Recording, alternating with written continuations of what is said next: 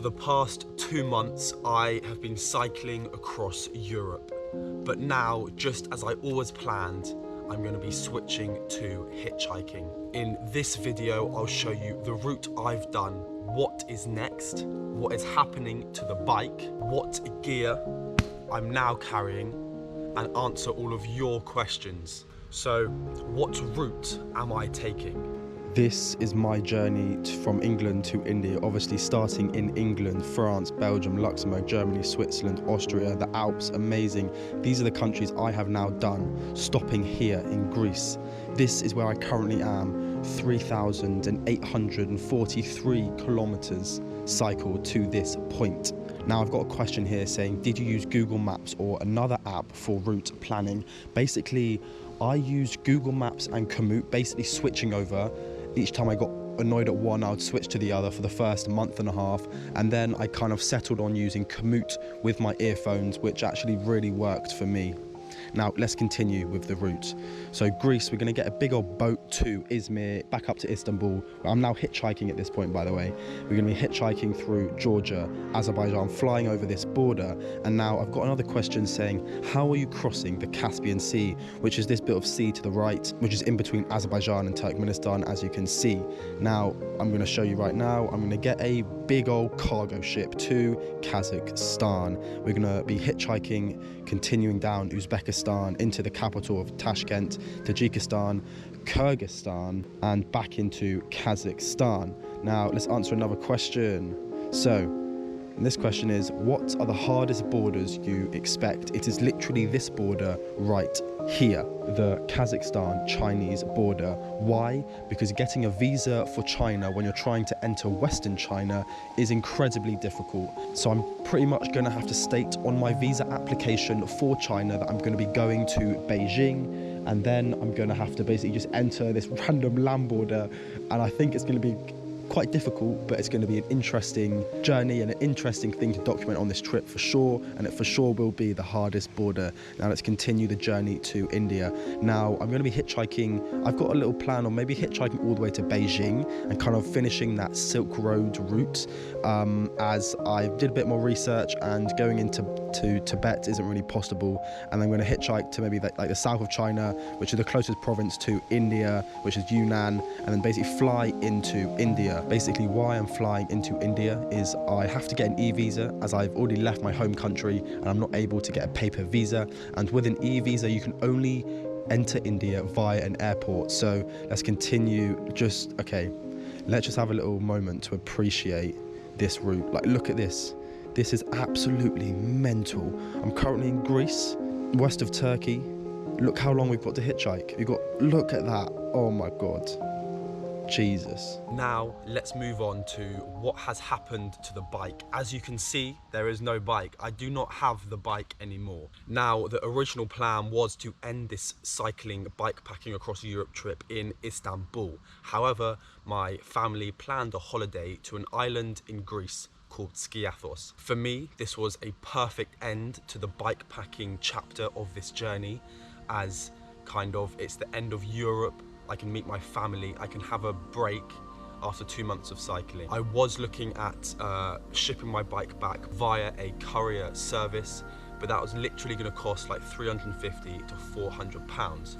So luckily my family came out on a holiday and we were able to spend 70 pounds to put the bike back on the plane with them and ship it back to England with my dad. So why not just keep cycling? A lot of people have asked this, why not just keep cycling to India? For example, a question like, there are roads to India. I do know this.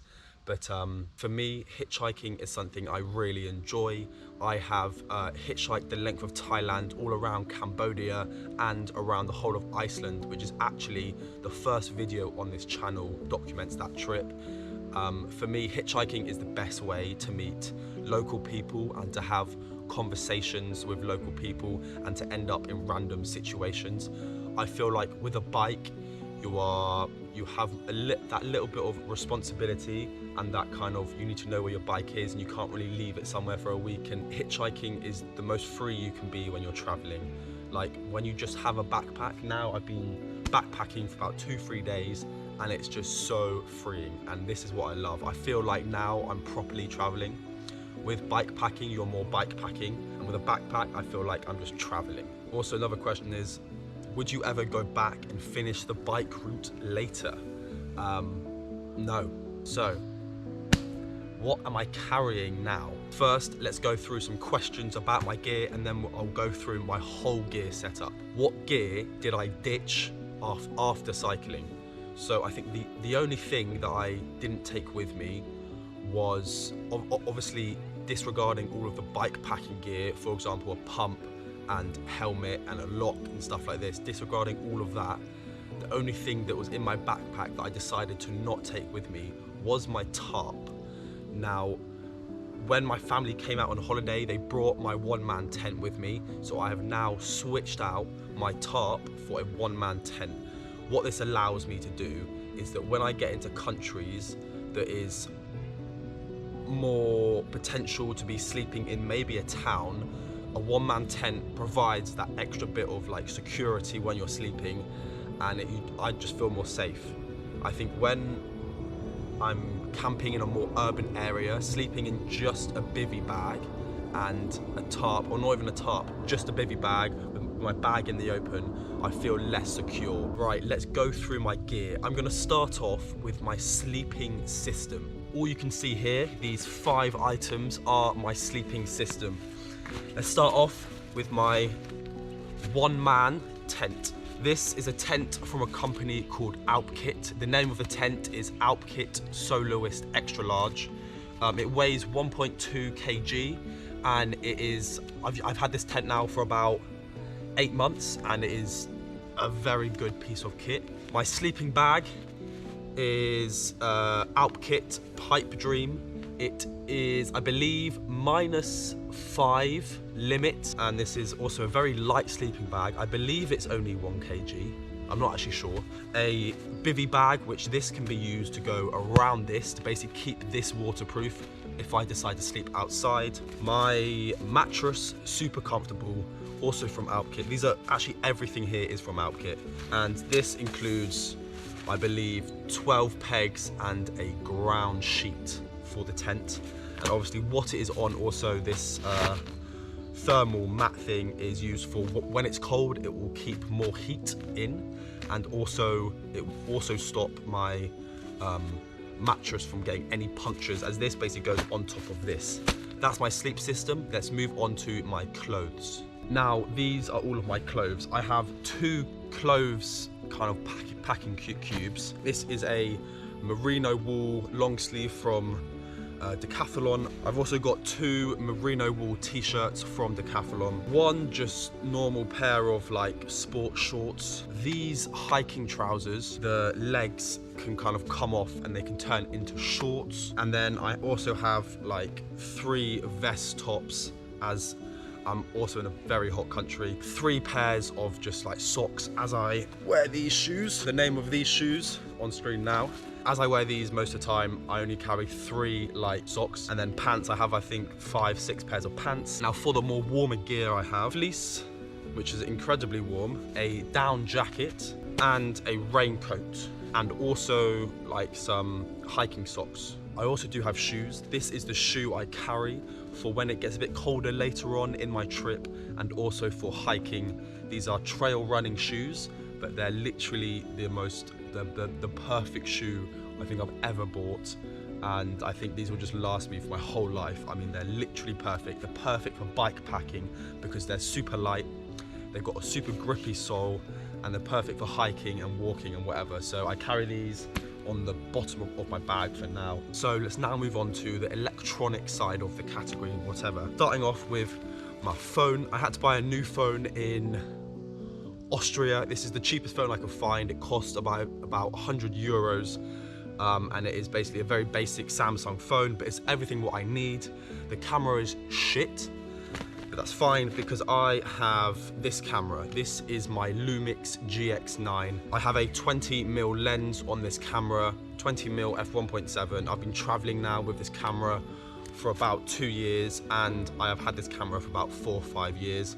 is all round just the perfect travel camera. It's tiny, it's light, and I pretty much carry it on body all the time. For the power bank and charging situation, a lot of people ask where I charge stuff whilst I was backpacking or bikepacking. Now, as I was knocking on a stranger's house pretty much every other night or couch surfing, I could charge up these power banks. Now, I have two 20,000 milliamp power banks. Yes, it is a bit of weight, but for me, this means when I'm bikepacking, I can go unsupported and charge everything for about 4 or 5 days. This includes my phone, my GoPro, my camera, my watch. When I'm backpacking, this will last me literally probably about a week and a half, as I'm not having to charge my phone twice a day, because the navigating apps when you're bikepacking drain your battery quite quickly. This phone now lasts literally about 2 days because I barely use it, which is amazing. Moving on to how I actually charge stuff up with wires and stuff. I've got this bag of wires, USB-A to USB-C, a very long USB-C to USB-C. This is to charge my laptop. Now, this little device is the most important device I have actually. This allows me to put a micro SD card in this little slot here and then plug this into my laptop, and then I transfer the footage from the SD card to my laptop. So that's how I get the footage from my GoPro to my laptop. I have a spare 128GB SD card, USB-A to micro USB-C to charge my camera and my speaker. My speaker. So I suppose this also comes under electronics, and it's probably the only luxury item I have in my bag, as all the other stuff is stuff that I need. This is probably the only thing in my bag which I don't need. It's my only want item, especially when I'm bikepacking. I was playing some very loud music. I like music. For the plug situation, I have this universal plug. It can go EU, UK, USA, whatever. And then also this 60 watt plug for my laptop, as MacBooks require 60 watts to be able to efficiently charge them.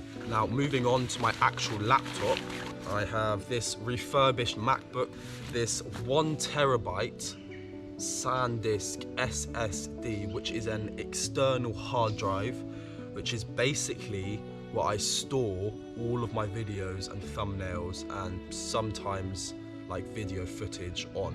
I keep my MacBook in this dry bag. Last thing for the electronic side is basically this little light which goes on the top of my GoPro. I suppose my GoPro is also an electronic side of it, but I can't show that. And it basically is a very bright light. Oh, I should have put that on me. Actually, I'm gonna put this on me now. And you can see now, I can attach this here. What the fuck? I should have done that from the start of the video. I should have done this from the start of the video. Damn. Oh well. So the light you can see now is a very helpful light, as it literally shows you a little bit more. Let's now move on to the kind of more random stuff, and I'm gonna categorize it as other. Now, as you can see, there's actually ended up being quite a lot of the other stuff. So we've got a lighter with Leuco tape wrapped around it, lip balm, a spoon, a compass that I got from the house in Interlaken in Switzerland, sun cream, a mosquito head net. We've got mosquito spray, my wash kit, I'll move on to that at the end, my gloves, harmonica, which I'm yet to learn how to play, a resistant band, as this is my form of workout. I haven't been doing much, but when I do want to work out, this is what I use. Head torch, this little like 10-litre backpack, which is literally like, it's nothing, it's absolutely nothing, and it's like a little backpack basically, which has been useful. Some like sandwich bags. Now this is paracord. It's about 6, 7, 8 meters. It was used for my tarp. When I had a tarp, this is what I would use as the like top line for my tarp. But yeah, this is just useful. I haven't used it yet, apart from my tarp, but in my trip, having 6 meters of paracord is just useful. Now, my wash kit basically consists of a toothbrush, a toothpaste, deodorant, a shaver, tweezers, and nail clippers. That's it. Simple as. Now this bag is stuff for basically souvenirs along the trip. It has a little notebook in it which I try and write like a little sentence kind of every day, every other day. It also just has random stuff that I've collected from the trip, such as stickers. If you remember where I got stickers from, say in the comments. I guarantee no one can actually remember that. So that is kind of everything for the other part. That's literally everything I have in my bag. My backpack is now empty. So now I'm gonna move on to some questions that you have asked me on Instagram, more specific questions that I haven't managed to answer in this video so far. So I had a very amazing response on Instagram, lots of people asking questions. Now I've tried to kind of group these questions within little categories of their own, so it's kind of a bit more organized. So I've put this as kind of like daily travel. So what was your average distance per day cycling? Now I do actually have some stats for the cycling, which I found very interesting. For total, the whole trip was 58 days. 46 days out of those 58 days were me actually cycling. I have wild camped 11 nights. I've couch surfed in 7 people's houses over 23 nights. And I've slept in 23 random different strangers' houses, and I've stayed in 1 hotel.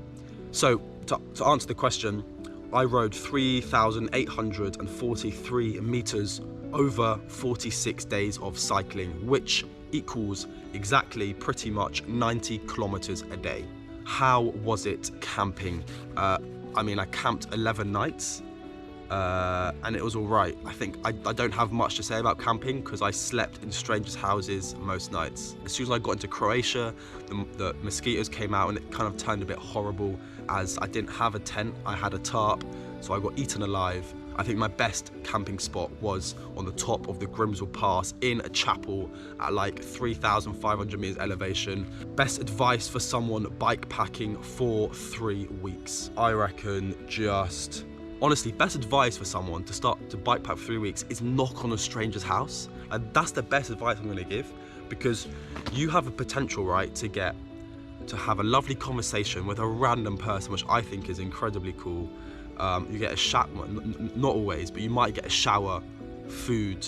There's no downsides. The only downside to it is that they might say no.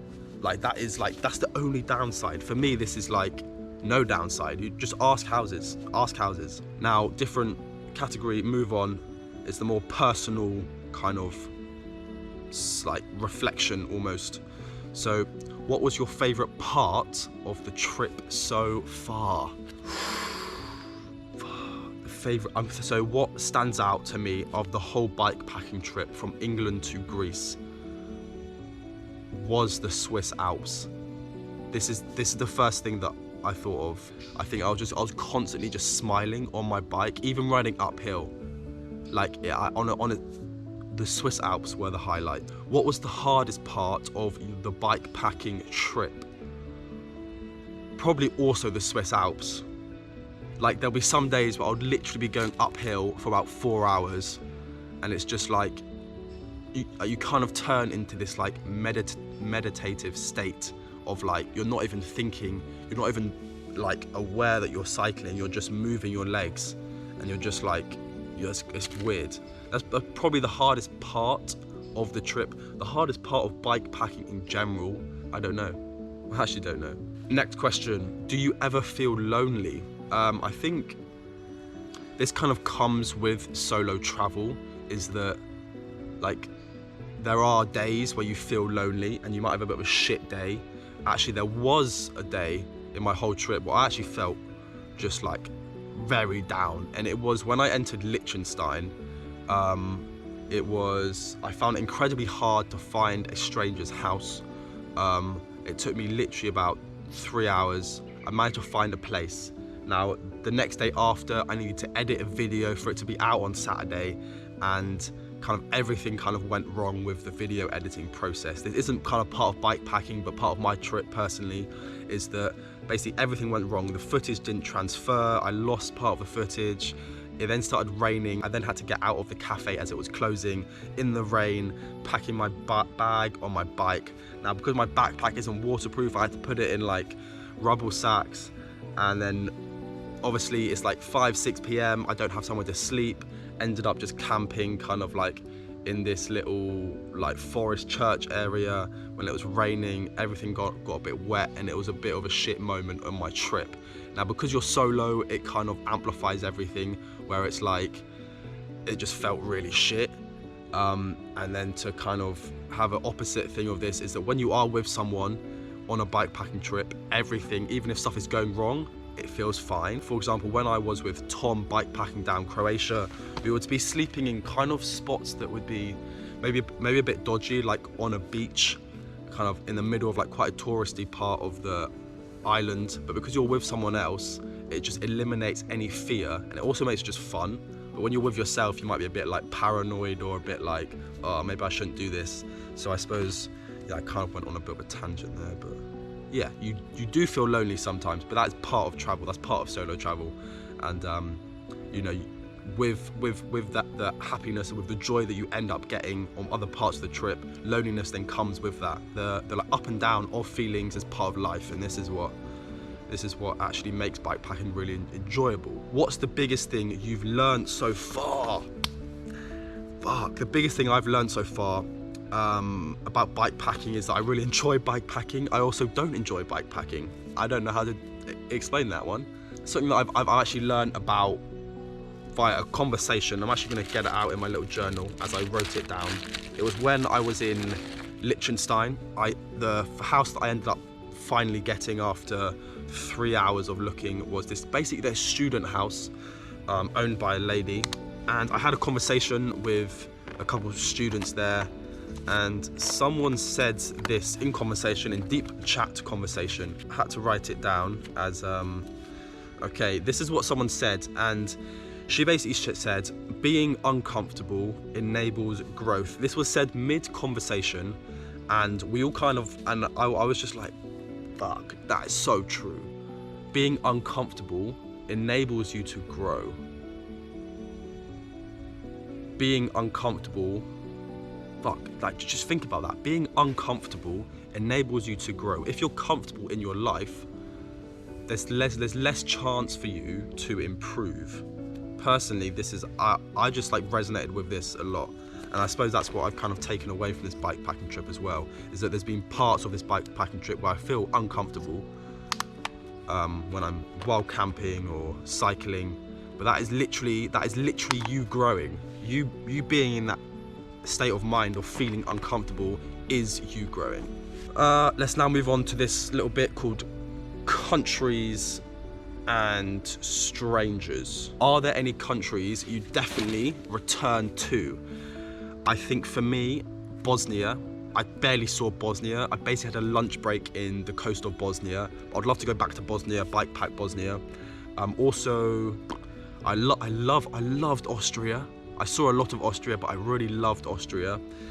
And also, I would go back to probably Albania. I think Albania is a super cool country. I'd love to explore Albania more. I feel like I kind of passed through it. I'd love to go back to those 3 countries: Bosnia, Albania, and Austria. What's been the friendliest country so far? Albania. I feel like I got welcomed there. All of the people I met, the strangers' houses I slept in, I loved Albania, super friendly. Also Austria. Austria is super friendly. Switzerland, super friendly. The unfriendliest place is Liechtenstein. Everyone felt really, I felt like everyone was really closed in within their own head. No one really wanted to talk. I was literally going up to so many strangers on the street, and not many people, they were just like, no. So Liechtenstein, you need to up your game with friendliness. There's only 40,000 of you, so up it. Which strangers' houses you've slept in stands out the most? Oh well, something comes to my mind straight away, and it isn't a house, it is a boat. So I slept on a boat outside of Strasbourg, on a canal. I just slept in a boat. I mean, sleeping on a stranger's boat, this is just like top tier random experience, and that was incredibly cool. Moving on to another little section called filming and YouTube. So are you editing on your phone or your laptop? So as I've shown you, I'm editing everything on my laptop. I edit some like short Instagram stuff on my phone. What is your filming/editing routine while traveling?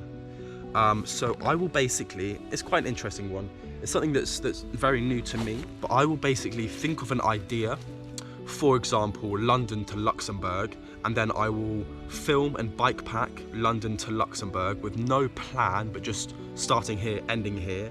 And then when I get to Luxembourg, I will take 2 days off and edit that video basically. I'm then in Luxembourg and I'm thinking of like, okay, where's good to kind of end the next video? And I think of a title, I kind of think of the rough like, what a thumbnail could be like, what a title could be like, what's the rough concept of the video, and then I kind of be like, okay, so for example, the London to Luxembourg was episode 2. I'm now thinking of, okay, what's going to be episode 3. I'm currently in Luxembourg. Where's a good point to end? Switzerland. So I end up kind of, the title of the video I believe was like chasing the Swiss Alps, or bike packing to the Swiss Alps. And then I then have a set video in my mind that I'm kind of filming when I'm cycling over 4 or 5 days. That's all what I'm thinking of, is like the next 4 or 5 days is a video. When I get to, for example, I believe I got to Bern or Basel, and I stopped, and then I would take a 2-day rest, usually couch surfing, and I'll edit that video. Then obviously I get to that place, I'm like, okay, what's a good concept for here, for here, for here, for here, for here. And these all just kind of come, they're very unplanned videos, but the rough structure of the video is there. Next one for this category is, do you have a goal for YouTube? Fuck, that's a good question. I've got kind of 2 goals for YouTube. One is a more kind of YouTube goal, and one's a more personal goal for YouTube. So the more YouTube goal, before I started this trip, my goal for YouTube was to hit 10,000 subscribers before the end of the year. Now, I'm on about 5,000, and I think I will hit 10,000 before the end of the year. And as a goal, I want a goal to be something that is, you know, a bit further than what you actually think you're gonna get. So I have a new goal, which I'm gonna set right now, and it's gonna be to reach 20,000 subscribers before 2026. Now, personally, I don't think I can get this, but it's a goal to reach to, it's a goal to work towards. And a more personal goal for YouTube is, so as I move further east and I experience lots of generosity and kindness, and I feel like potentially I'm making money off a video. For example, if I go to a place in Kazakhstan and it is, or China, and it's quite a poor community, and I'm going here filming our interaction and, you know, having lots of kind of wholesome experiences with people, and they might not have much money, but they're helping me in any way. I'm then but then I'm now filming a YouTube video, and I make maybe 150 pounds off of this one video. For me, this feels morally wrong. I don't know how to explain it. So for me, a personal YouTube goal is to get to a point in my YouTube career where I can basically fund my own travels as a minimum, and then all the rest of the money I basically do something with, where it goes kind of either directly towards people so I can help these people, or I set up kind of like a fund or like an organization or like a charity to basically put all of this money from YouTube just basically directly into this. For me, YouTube isn't about money. It's amazing if I get to a point where it can fully sustain my travels, but to make lots of money off YouTube is not something that I'm looking for. And I would love to set up a charity as a big personal goal that I have, and to basically just put money into this to help people in less fortunate positions. So I suppose those are the 2 goals: reach 20k and set up a charity. Bit of a different category. I've got 4 more questions, and they're about my future journey. So, if you can't hitchhike, will you go back to biking? Can't hitchhike, go back to biking? No, because I will be able to hitchhike. Are you planning to document the hitchhike as much as the bike? Yes, and I believe even more. As I literally have the GoPro kind of like always in my hand when I'm hitchhiking, I'll be able to film lots more interactions with strangers. What is next after India? I don't know. I don't know what I'm doing tomorrow. I don't know where I'm going to end up tomorrow night. For me, India is a country that I've literally thought about traveling around for the past 2 years. I wanted to make a bit more of a journey to get here, and it's one of those things where you think it's like getting to India, but then like sometimes the journey is more important than the destination. But in my sense, the journey is more important than the destination, but also the destination is more important than the journey, because I know I'm gonna love India. It's gonna be a hard travel. It's gonna be an interesting travel. It's gonna be an eye-opening experience. But I have a very big dream for India, and which is to motorbike and tour the whole of India. But that is for the very, very future. I'm not even thinking about that right now. So last question you guys have sent over is, why would you choose to end in India? Is there something specific there? I feel like I've just answered that, but I want to motorbike India. I want to tour India on a motorbike, the whole country. It's a massive country. I want to tour all of the 28 states. I want to see everything. I want to experience loads of cultures. I want to learn Hindi. I want to learn Hindi. I'm saying it here. This is like accountability. I'm going to learn Hindi in a year and a half. In 2 years. I don't know. Actually, I don't know. But yeah, this is it. Cycling is done. I'm now going to be hitchhiking across Asia. The next episode, the first hitchhike, drops next Saturday. So stay tuned. Thank you for supporting this journey. It is crazy how many subscribers I've managed to gain, and the kind of community that I feel like we're kind of creating here is very awesome. Please follow me on Instagram, as I have lots of cool pictures that I take with my camera kind of along the whole trip. And yeah, goodbye.